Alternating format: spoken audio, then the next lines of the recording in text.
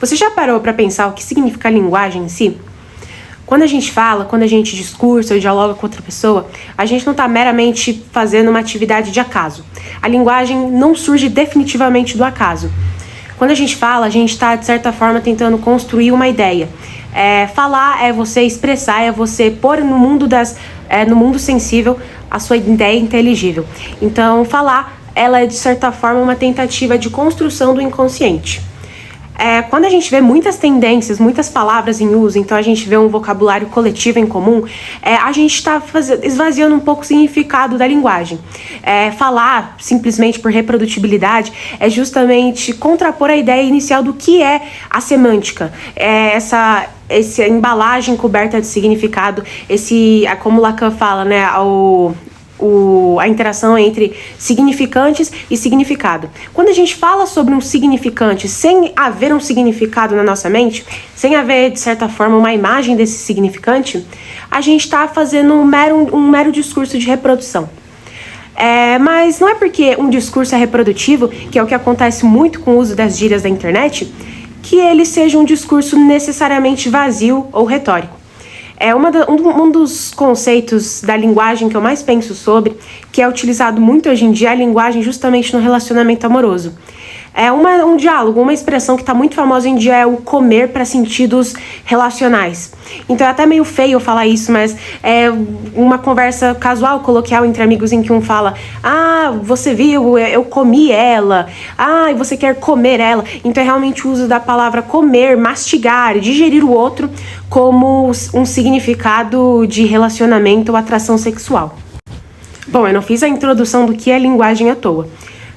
Esse discurso clássico, né, até um discurso meio pejorativo sobre comer o outro dentro do contexto de relacionamentos amorosos ou de desejos sexuais, ela está justamente cunhada na ideia inicial que eu falei sobre a linguagem de reprodução.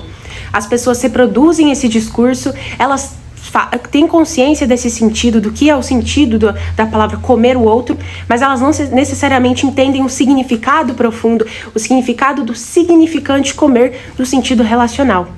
Quando a gente pensa em comer, a gente pensa de modo literal na atividade de mastigar, de se nutrir, de comer o alimento.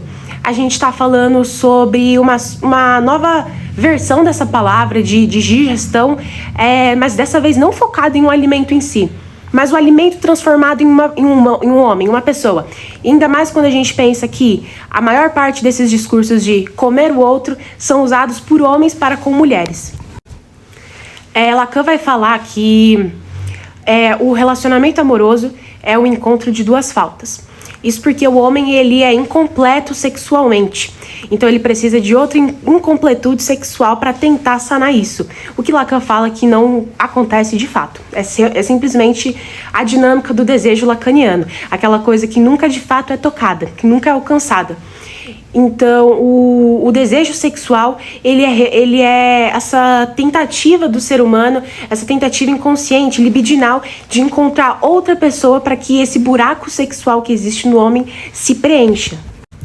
Quando a gente pensa em comer de modo literal e sanar essa fome constante, esse buraco digestivo estomacal, a gente consegue encontrar, na verdade, uma ponte de relação entre o comer amoroso e o comer digestivo de fato, comer literal.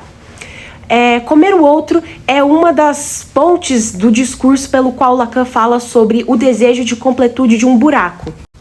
Existe o sentido mais instintivo da palavra comer no sentido relacional, então, comi ela semana passada. Então tem todo esse termo, todo esse conceito que eu cunhei agora, de sanar um buraco, de preencher talvez uma fome sexual.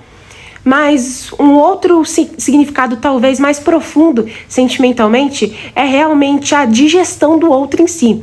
A forma mais complexa de se aproximar do outro, não sendo em si o sexo, que de certa forma é um estágio para comer o outro de fato. Lacan pode falar, quando ele fala sobre essa coisa do desejo e sobre o relacionamento, muitas vezes ele está falando sobre a necessidade do amante em digerir o parceiro sexual. Talvez a forma mais profunda, a forma mais sensível, palatável de amar, seja de fato digerindo o outro. E quando a gente digere o outro, a gente não tá usando no sentido literal do discurso, eu vou comer o outro. Não, a gente tá falando sobre essa vontade, é quase que uma fome de fato de sentir o outro. E aí Lacan fala sobre, por exemplo, os desejos da histérica, né? Que é essa colocação como objeto de desejo do outro.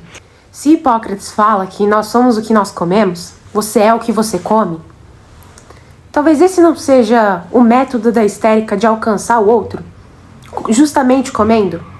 Não no sentido científico ou medicinal da frase, você é o que você come, mas realmente no sentido psicanalítico, no sentido alegórico. Se você é o que você come, para você se tornar objeto do outro, talvez você não precise de fato comê-lo. Eu acho que esse discurso feio sobre comer o outro, ele tá muito relacionado a uma espécie de canibalismo amoroso. Fazendo então agora um discurso mais breve e objetivo do vídeo todo, se Lacan fala que o desejo sexual ele é algo inalcançável dentro do homem, no sentido de que nós somos incompletos libidinalmente, nós não conseguimos sanar nunca o nosso desejo sexual, talvez essa fome do outro, essa vontade de comer o outro, esse canibalismo afetivo, seja na linguagem evidência de uma forma de tentar realmente sanar esse buraco, de preencher essa fome. Quando a gente fala que a gente comeu fulano, ou comeu, ou quer comer outra pessoa, a gente não tá falando meramente sobre um discurso que não tem significado. A gente está replicando algo que traduz justamente essa falta que não se preenche. E às vezes a única forma de se preencher é realmente comendo, é realmente tapando esse buraco estomacal e dessa forma esse buraco sexual.